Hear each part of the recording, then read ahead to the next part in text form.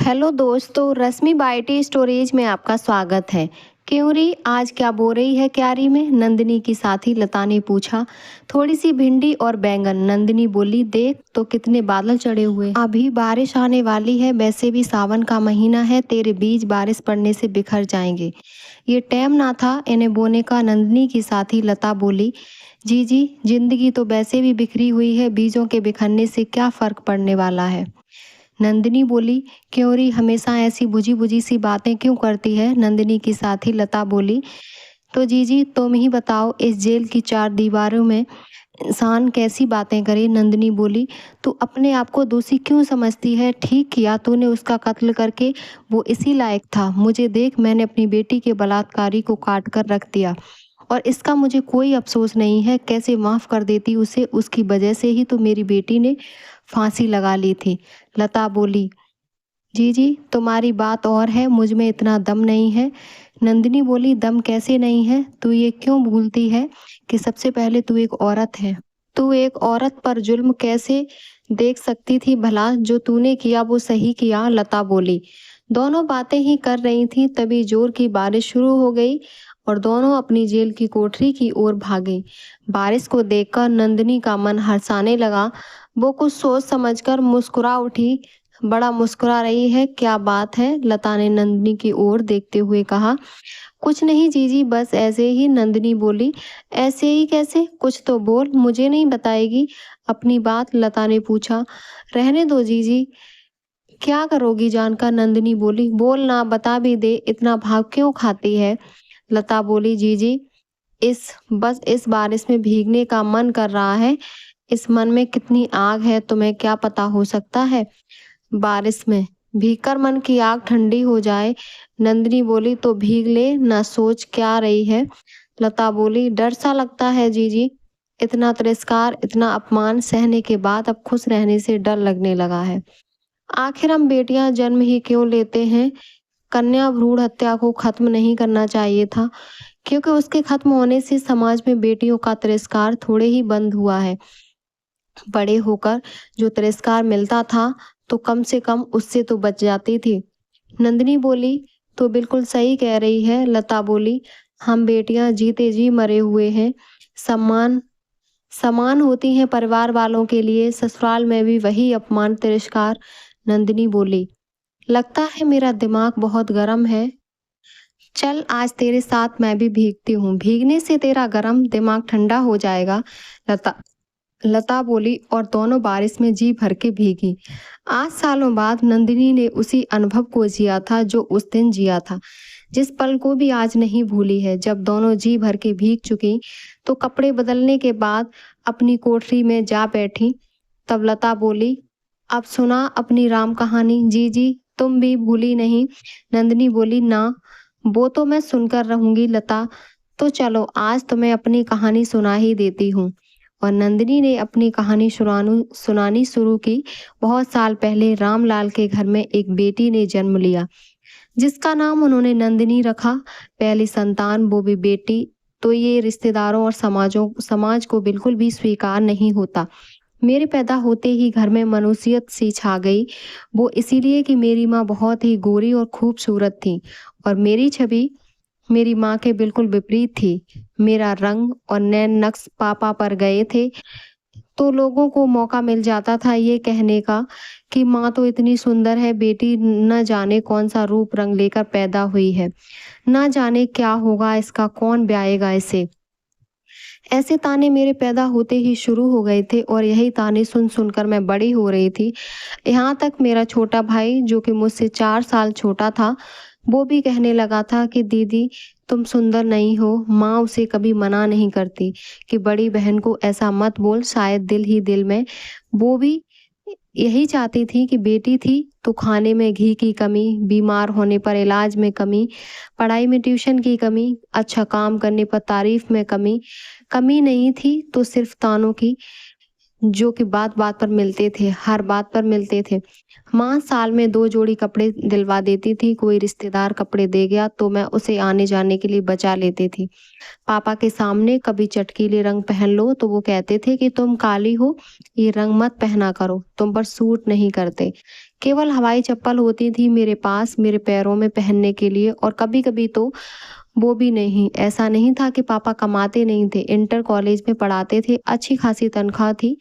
उनकी गाँव में ज़मीन भी थी जिसका गेहूँ गल्ला हमारे घर आता था। 8वीं पास की तो मम्मी बोली, अब आगे पढ़कर क्या करोगी, घर के कामकाज सीख लो, वही जिंदगी भर काम आने वाला है।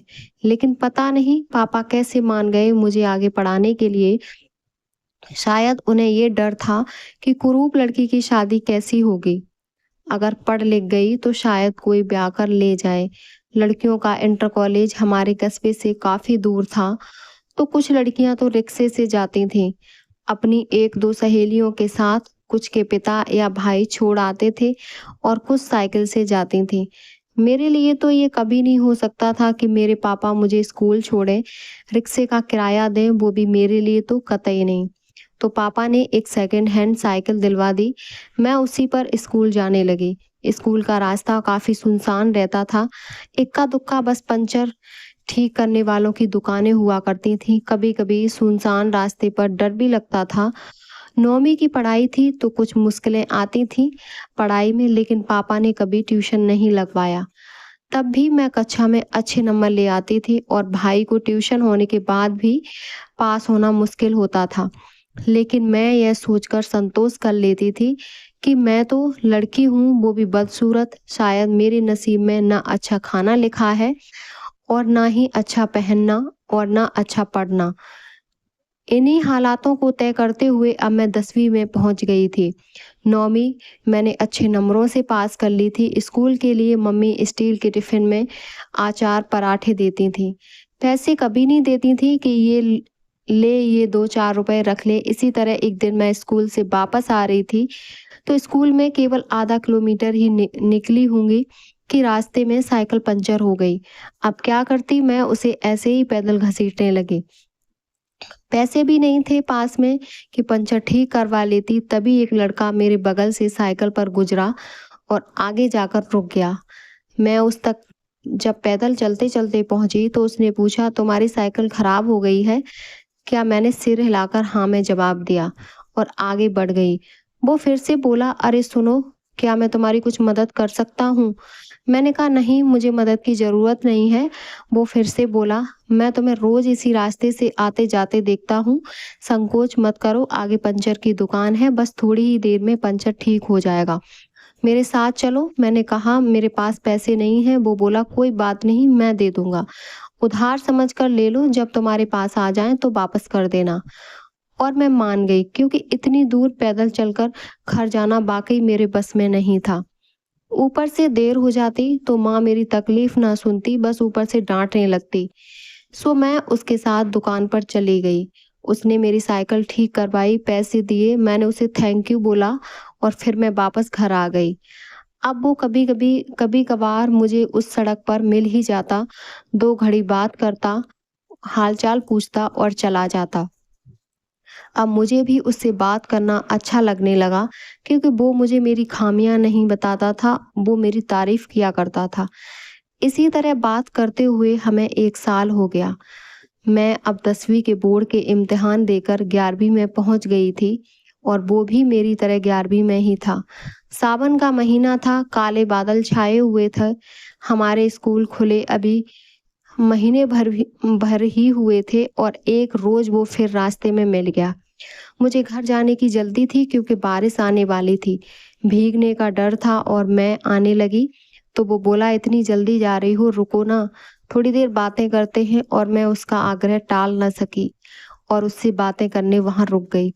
तभी थोड़ी देर में बहुत तेज की बारिश शुरू हो गई। मैंने अपना दुपट्टा अपने सिर पर ओढ़ लिया तो देखा देखी उसने अपनी जेब से अपना रुमाल निकाला और सिर पर डाल लिया। मैं देखकर मुझे हंसी आ गई। मुझे हंसते हुए देखकर बोला, तुम हंसते हुए बहुत सुंदर लगती हो, ऐसे ही हंसती रहा करो। मुझे उसकी बात सुनकर सदमा सा लगा, क्योंकि मुझे पहली बार किसी ने सुंदर कहा था। उसने मुझे सुंदर कहा तो मैंने भी पूछ लिया, सब तो मुझे बदसूरत कहते हैं, तुमने मुझे सुंदर क्यों कहा? वो बोला, तुम सुंदर हो इसीलिए सुंदर कहा, तुम झूठ कहते हो, मैं बिल्कुल भी सुंदर नहीं हूँ। मैंने कहा, जो मन से अच्छे होते हैं वो हमेशा सुंदर होते हैं, वो बोला। तभी बारिश की बूंदों की रफ्तार बहुत तेज हो गई और हम अपने ठहरने के लिए कोई जगह ढूंढने लगे। मैंने कहा, उस पेड़ के तले चलें। वो बोला, पागल हो क्या, बिजली गिर गई तो तब? मैंने कहा, वो देखो किसी की झोपड़ी दिखाई दे रही है। उसने कहा, चलो।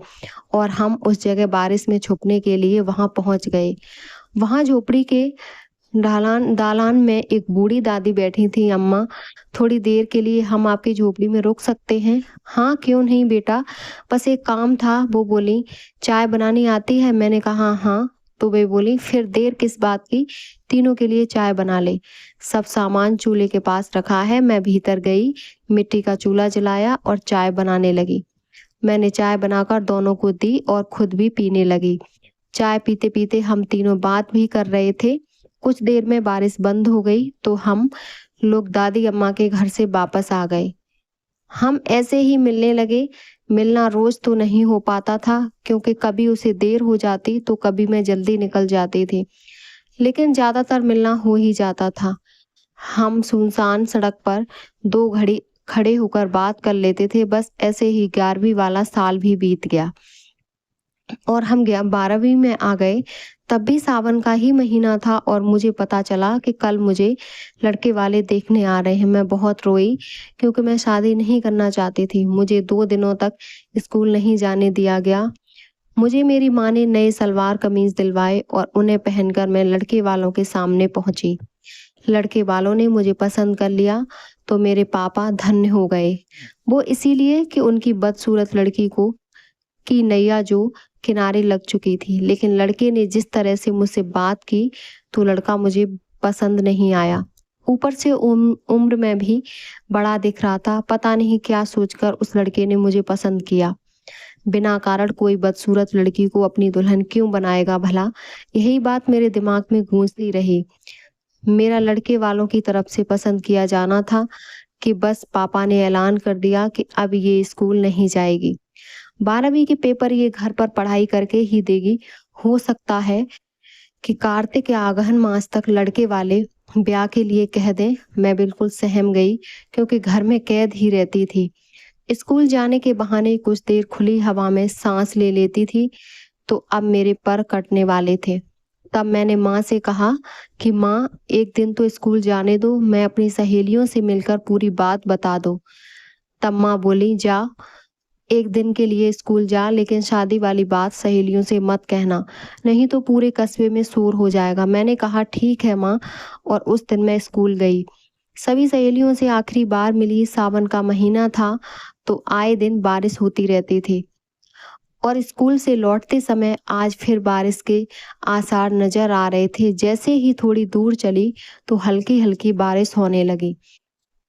आज भी अमन मिला। मैंने उसे अपनी शादी वाली बात बता दी तो वो बोला, नंदिनी, अब फिर कभी भी हमारी मुलाकात ना होगी। मैंने कहा, शायद कभी नहीं। और फिर जोर की बारिश शुरू हो गई। उसने कहा, मैं अब घर जाता हूँ। मैंने कहा, ऐसी बारिश में कहाँ जाओगी, बिजली ना गिर जाए? वो बोला, नंदिनी, बिजली तो गिर चुकी है। फिर उसने मेरे माथे को चूमा और अपनी साइकिल पर बैठकर घर निकल गया और मैं उसे जाते हुए देखती रही। मैं उस दिन पूरे रास्ते रोते रोते घर पहुंची। मैं उस दिन साइकिल पर बैठकर घर नहीं आई, उसे पैदल ही घसीटते हुए घर तक लेकर आई। शायद खुद को सजा दे रही थी। अमन का दिल दुखाने के जुर्म में माँ ने पूछा कि तेरी आंखें लाल क्यों हैं? मैंने कहा, शायद बारिश के पानी से हो गई होंगी। उस समय मैं केवल अकेली रहना चाहती थी। मैं गीले गीले कपड़े बदलकर अपने कमरे में आकर बिस्तर पर लेट गई और अमन के बारे में सोचने लगी। कहीं वो मुझे मैंने सोचा कहीं वो मुझे चाहने तो नहीं लगा। फिर सोचा, मैं खूबसूरत होती तो ये सोच भी सकती थी कि मुझे कोई लड़का चाह सकता है। मुझ जैसी बदसूरत को भला कौन चाहेगा? उससे अच्छी दोस्ती हो गई थी, शायद इसीलिए उसका व्यवहार ऐसा था। आज मैंने ऐसी आड़ी टेढ़ी अटकलें लगाकर अपने दिल को समझा लिया। अब घर पर मेरे दिन काटे ना कटते, पड़ती भी तो कितनी देर। इसीलिए घर के कामों में माँ का हाथ बटाने लगी, क्योंकि शायद अब मेरी किस्मत में यही लिखा था। घर के काम काज धीरे धीरे दिन बीतने लगे। कार्तिक मास में मेरी सगाई हो गई और अगहन में मेरा ब्याह होना तय हो गया। ब्याह की खरीदारियां शुरू हो चुकी थी। पापा ने मेरे ब्याह के लिए बहुत दहेज जुटा लिया था। उन्होंने किसी चीज की कमी नहीं होने दी क्योंकि उनकी बेटी बदसूरत जो थी, तो कोई ये ना कहने लगे कि बेटी में तो खोट है ही, साथ में दहेज में भी खोट है। लेकिन मेरे लिए मम्मी पापा ने ज़्यादा कुछ नहीं दिलवाया। उन्होंने केवल अपने दामाद और उनके घर वालों के लिए ही अच्छे से अच्छे कपड़े और अच्छी अच्छी चीज़ें ली। मेरी शादी का वो मनहूस दिन भी आखिर आ पहुंचा। मनहूस इसीलिए कि उस दिन के बाद ही मेरी ज़िंदगी में असली मनुष्यत आई थी। मैं दुल्हन तो बनी, लेकिन मेरे चेहरे पर वो रौनक और खुशी नहीं थी जो एक दुल्हन के चेहरे पर होती है। ब्याह की सभी रस्में पूरी हुई और 17.5 साल की उम्र में मुझे उस क्रूर इंसान के साथ भेज दिया गया। ससुराल में भी सभी रस्में निभाने के बाद जब मुझे तैयार करके सुहाग की सेज पर बैठाया गया, सभी औरतें खी खी करते हुए मुझे अकेला छोड़कर चली गईं। आधी रात बीत जाने के बाद जब मेरे पति नहीं आए तो मैं सो गई। सुबह चिड़ियों की चींची ने मुझे जगाया और मैं तैयार होने चली गई। तैयार होकर मैंने सास ससुर के पाँव छुए तो सासू माँ बोली, रसोई में चलो, तुमसे रसोई की पूजा करवा लेती हूँ। और मैं एक कठपुतली की भांति उनके पीछे पीछे चलने लगी और उनके कहे अनुसार कार्य करने लगी। फिर वे बोली, पहले चाय बना ले, फिर कुछ मीठा बना लेना। मैंने कहा ठीक है माँ जी। फिर उन्होंने पूछा, कल रात विशाल नहीं आया था क्या? मैंने सिर हिलाकर ना में जवाब दे दिया। फिर वो बोली, हाँ, सुंदर दुल्हन होती तो ना रुकता बाहर तेरे जैसी कुरूप के पास आकर क्या करेगा भला? मेरे बेटे की तो किस्मत ही फूट गई। तेरे बाप ने हमें ठग लिया। अब ये सुनकर तो ऐसा लगा कि धरती फट जाए और मैं उसमें समा जाऊं, लेकिन सिवाय आंसू बहाने के कुछ ना कर सकी। मन और दिल पर काबू रखकर मैंने आलू की तरी वाली सब्जी, पूरियां और हलवा बनाया। सास और ससुर को परोसा। सास तो कुछ ना बोली और ना ही कोई तारीफ की, लेकिन ससुर जी ने मुझसे कहा, बहुरिया खाना तो बहुत अच्छा बना लेती हो, ये लो मेरी तरफ से 1001 का शगुन। शगुन लेकर मैंने उनके पाँव छुए तो उन्होंने मुझे आशीर्वाद दिया, हमेशा खुश रहो मेरी बच्ची, और सिर पर हाथ भी रखा। मैं खुशी से निहाल हो गई क्योंकि ये दूसरे इंसान थे जिन्होंने मेरी तारीफ की थी। मैंने गैर मन से सासू माँ के भी पाँव छू लिए। फिर अपना खाना परोसकर मैं अपने कमरे में ले आई और खाना खाने लगी। तभी बाहर के गेट का दरवाजा खुलने की आवाज आई। शायद मेरे पति लौटे थे। माँ बेटे में कुछ बातें हुई और वो दनाते हुए गुस्से से कमरे में घुसे और मुझे जोर का झापट दिया गाल में। झापट इतना तेज था कि मैं सीधे बिस्तर से नीचे जा गिरी और गाल पकड़कर बैठ गई। मैं मौन थी क्योंकि मुझे मेरा अपराध समझ में नहीं आ रहा था। मैं ये सोच ही रही थी कि मेरे पति ने मुझे झापट क्यों मारा। तभी मेरे पति ने मेरे बाल पकड़े और मुझे खड़ा करके पूछा, तूने माँ को क्यों बताया कि रात में घर नहीं लौटा? उन्होंने पूछा था तो मैंने हाँ में सिर हिलाकर बता दिया। मैंने कहा तो उन्होंने मुझे जोर का धक्का दिया तो एक बार फिर से मैं जमीन पर गिर पड़ी और वे फिर से बाहर चले गए। तो ये थी मेरे पति विशाल से मेरी पहली मुलाकात। फिर ये सिलसिला ऐसे ही लगातार जारी रहने लगा। वे रात रात भर घर से गायब रहते और कभी लौटते तो नशे में बिल्कुल धुत, तो कभी मारते तो कभी पीटते। फिर कभी कभी वो बिना भाव का शुष्क सा मिलन जो मुझे अंदर तक तोड़ देता था। मेरी आत्मा करा उठती थी। मैं मन ही मन चीखती चिल्लाती, लेकिन मेरी पुकार सुनने कोई ना आता। मैं पल पल मर रही थी। जीती भी तो किसके लिए? ऐसा कौन था जो मुझे समझता? कभी कभी ससुर जी जरूर मेरा दुख भांप जाते। मेरे चेहरे पर लगे चोट के निशान देखकर वो केवल शर्मिंदगी से अपना चेहरा छुपा लेते कि शायद ये कहना चाहते हो कि मुझे माफ कर दे बेटा, मैंने ऐसी संस्कारहीन औलाद पैदा की है। कभी कभी मुझे मायके भी छोड़ आया जाता, मेरा वहां भी दिल ना लगता। माँ कभी ये ना पूछती कि बेटी तू अपने ससुराल में खुश है या नहीं। पापा को तो मैं हमेशा खटकती थी। कुरूप जो थी, मेरी पढ़ाई भी छूट गई। मैं 12वीं के पास ना कर पाई क्योंकि मेरे पति नहीं चाहते कि मैं आगे पढूं, इसीलिए 12वीं के इम्तिहान ना देने के दिए। जिंदगी यूं ही चल रही थी कि मुझे एक दिन पता चला कि मैं माँ बनने वाली हूँ। हर औरत को सुनकर ये खुशी होती है, लेकिन मैं दुखी थी कि जिस होने वाले बच्चे का बाप उसकी माँ की कद्र ना करता हो, उसकी कैसे करेगा। ससुर ने खूब दौलत कमाई थी, गांव में खूब जमीन जायदाद थी। इकलौता बेटा माँ के सानिध्य में रहकर बिगड़ गया था। आवारा और गुंडे लोगों के साथ उसकी दोस्ती थी। माँ का साथ पाकर बेटा बिगड़ गया। फिर भी माँ को अपने लाडले पर बहुत गर्व था। गर्भ के 2 ही महीने हुए थे कि मेरी तबीयत खराब रहने लगी। डॉक्टर को दिखाया तो बोली कि आपको आराम की जरूरत है, कम उम्र में माँ बनने पर ऐसा ही होता है। घर के कोई नुकसान घर के कोई भी काम करना आपकी सेहत को नुकसान पहुंचा सकता है और बच्चे को भी। तो ये सुनकर सासू माँ ने एक 15-16 साल की लड़की को काम पर रख लिया। मेरी सेहत में कोई सुधार नहीं हो रहा था क्योंकि शायद मैं ही नहीं चाहती थी कि मैं ठीक हो जाऊं। मेरा मन छलनी था, मेरी मनोदशा बिगड़ी थी। मैं कैसे ठीक हो सकती थी भला? डॉक्टर के मना करने पर भी मेरा पति मेरे करीब आता था, वो मेरी मर्जी के बिना। मैं सोचती थी कि ऐसी जिंदगी से तो अच्छा है कि मैं मर जाऊं। फिर एक दिन शायद मेरी हताशा और निराशा देखकर मेरे गर्भ में पल रहा जीव स्वतः ही मुझे छोड़कर अपनी दुनिया में वापस लौट गया। मैंने राहत की सांस ली कि चलो अच्छा हुआ, उसे मुक्ति मिली। मैं असहाय माँ कैसे उसकी रक्षा कर पाती? शायद उसने भी यही सोचा होगा, इसीलिए चला गया। मन में सोचा मुझे भी संग ले जाता तो कितना अच्छा होता, तेरी माँ को भी मुक्ति मिल जाती तेरी तरह। लेकिन तू भी और लोगों की तरह तो निर्मोही निकला, तू भी नहीं समझा अपनी माँ का दर्द, अकेले ही चला गया। जब मेरी तबीयत में सुधार न हुआ तो सासू माँ ने चुक्खो को काम से नहीं हटाया। चुक्खो बेचारी बहुत अच्छी थी, 15-16 साल की थी, लेकिन काम बहुत करती थी। सासू माँ उसे दिन भर काम पर लगाए रहती थी। देखने में सुंदर भी थी, उसकी भाषा में सुंदर को चोखी कहते थे, इसीलिए उसके सुंदर होने पर उसका ये नाम पड़ गया। चुक्खो वो मेरा बहुत ख्याल रखती थी और मुझसे बातें करके मेरा मन बहलाती रहती। उससे बात करके मुझे भी बहुत अच्छा लगता था। उसकी हंसी दिन भर पूरे घर में गूंजती रहती। लेकिन मेरी सासू माँ उसे बात बात पर टोकती और कहती कि नौकरानी है, औकात में रहा कर। ये तेरा हंसना बोलना मुझे बिल्कुल पसंद नहीं है। सासू माँ की बात सुनकर वो बेचारी चुप हो जाती, लेकिन उसके उनके जाने के बाद फिर वैसी ही वैसी हो जाती और हंसने लगती, बोलने लगती। वो रहती थी घर में तो मैं भी खुश हो जाया करती थी। मुझे उसके रहने पर अच्छा लगता था। मैं उसके आने का रोज ही इंतजार करती।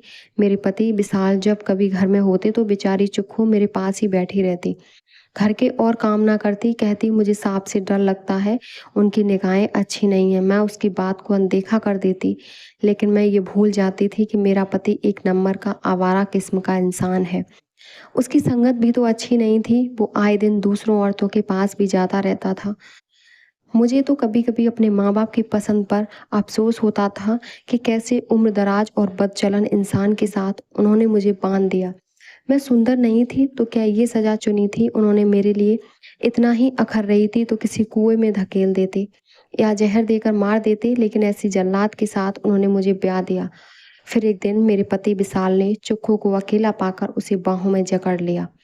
ये सब मेरी सासू माँ ने देखा तो उन्होंने विशाल को मना किया। माँ की बात विशाल ने मान ली और चुक्कू से कहा कि मुझे ये बात कभी भी पता ना चले। लेकिन चुक्कू ने मुझे सब कुछ रोते हुए बताया और मैं मूर्ख चुपचाप उस अन्याय को चुप सुनकर चुप्पी लगा गई। ऐसी ओछी हरकत के लिए मुझे विशाल को लताड़ना चाहिए था, लेकिन मैंने ऐसा कुछ नहीं किया। एक दोपहर में सोई हुई थी, सास ससुर कहीं गए हुए थे, चुक्कू अपना काम कर रही थी। तभी दरवाजे पर दस्तक हुई तो चुक्कू ने मुझे बिना जगाए चुपचाप दरवाजा खोल दिया। विशाल कहीं से लौट कर आया था और नशे में था। चुक्कू को देखते ही उसकी लार टपकने लगी। उसने चुक्कू से कहा, एक गिलास पानी, ठंडा पानी लेकर बैठक वाले कमरे में आओ। चुक्कू ने कहा, मैं भाभी को जगा देती हूँ, वो सो रही हैं। उसे जगाने की क्या जरूरत है? तू एक गिलास पानी मुझे नहीं दे सकती? विशाल बोला। चुक्कू बोली, लाती हूँ। और जैसे ही चुक्कू पानी लेकर पहुंची, विशाल ने झट से उसका मुंह बंद करके दरवाजा बंद कर लिया और उसके साथ जोर जबरदस्ती शुरू कर दी। मुझे बिल्कुल कुछ भी पता नहीं चला। वो चुक्कू के साथ कुकृत्य करता रहा और मैं सोती रही। जब मैं जागी तो बहुत देर हो चुकी थी। मुझे कुछ आवाज आई तो मैं उसकी तरफ गई। बैठक की खिड़की से देखा तो चुक्कू अस्त व्यस्त पड़ी थी और उसके मुंह पर कपड़ा बंधा था, जिससे वो चीख नहीं पा रही थी, लेकिन उसकी आंखों से लगातार आंसू बह रहे थे।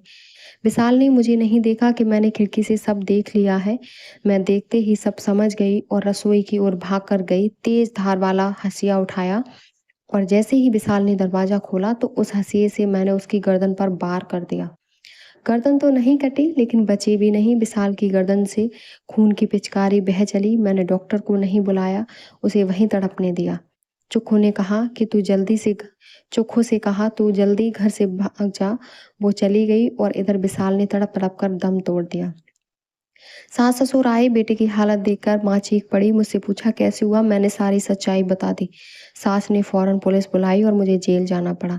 दूसरे दिन ससुर जी मुझसे मिलने जेल आए और खबर दी कि रात को चुक्कू ने फांसी लगा ली। मैं ये सुनकर वहीं धम से जमीन पर बैठ गई। बहुत कष्ट हुआ मुझे ये सुनकर। फिर ससुर जी बोले, तू घबरा मत बेटी, मैं तेरे साथ हूँ। तूने कुछ भी गलत नहीं किया, एक पापी को उसके पाप की सजा दे है। उनकी बातों से मुझे तसल्ली मिली, लेकिन सासू माँ मुझसे मिलने कभी जेल नहीं आई। मैं उनके इकलौते इकलौते बेटे की कातिल जो थी, माँ पापा भी मुझे जेल में मिलने आए।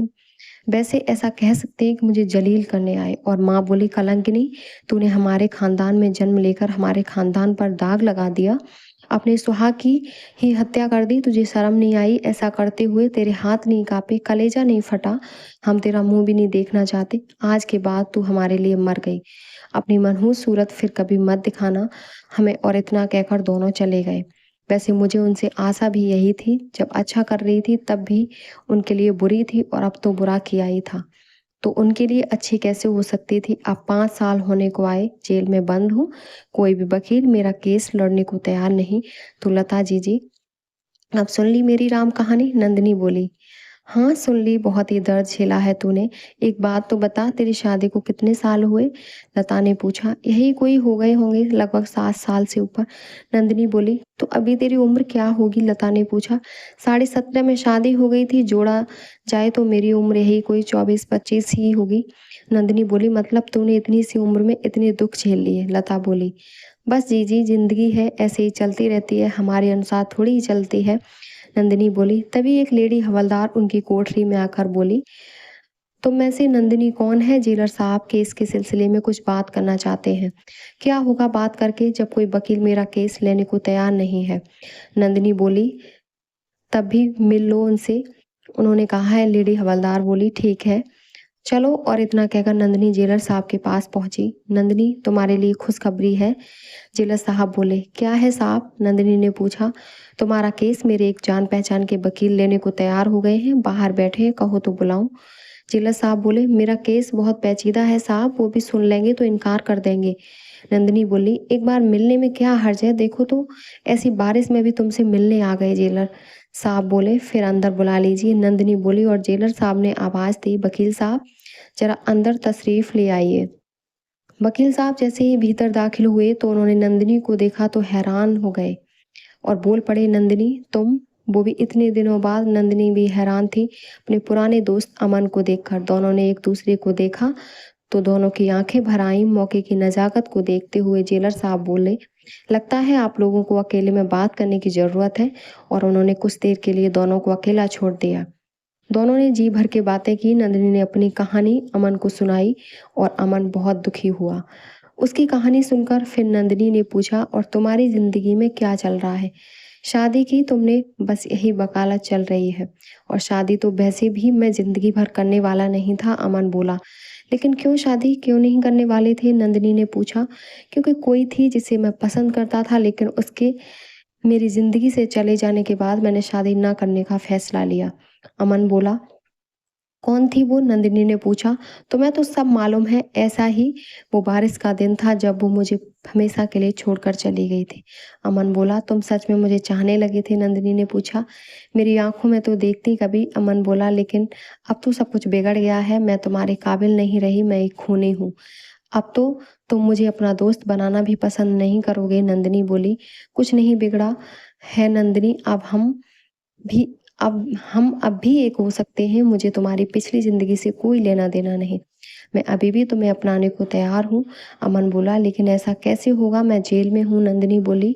मैं तुम्हें छुड़ाने की पुरजोर कोशिश करूंगा, और वैसे भी तुम निर्दोष हो। और तुम्हारी कहानी सुनने के बाद मुझे ऐसा लगता है कि तुम्हारी जगह कोई और भी संवेदनशील इंसान होता तो ऐसा ही करता, अमन बोला। ऐसे ही दोनों के बीच बातचीत चलती रही और दोनों एक निष्कर्ष पर भी पहुंच गए। अमन ने नंदिनी का केस लड़ा। नंदिनी के ससुर ने नंदिनी के पक्ष में गवाही दी, जिससे नंदिनी को केवल 2 महीनों की ही सजा हुई और कुछ दिनों बाद वो जेल से बाइज्जत बरी हो गई। लता भी खुश थी नंदिनी की रिहाई से। वो जेल से बाहर निकली तो अमन उसका इंतजार कर रहा था। तभी उस दिन की तरह तेज बारिश शुरू हो गई और आज इतने दिनों बाद फिर अमन ने नंदिनी के माथे को चूमा। दोनों आज फिर मिल गए थे। आज फिर से नंदिनी की जिंदगी में बरखा बहार आई थी। उम्मीद करती हूँ मेरी कहानी आपको पसंद आई होगी। अपना विचार कमेंट बॉक्स में ज़रूर बताएं और हमारे चैनल को सब्सक्राइब करें। धन्यवाद।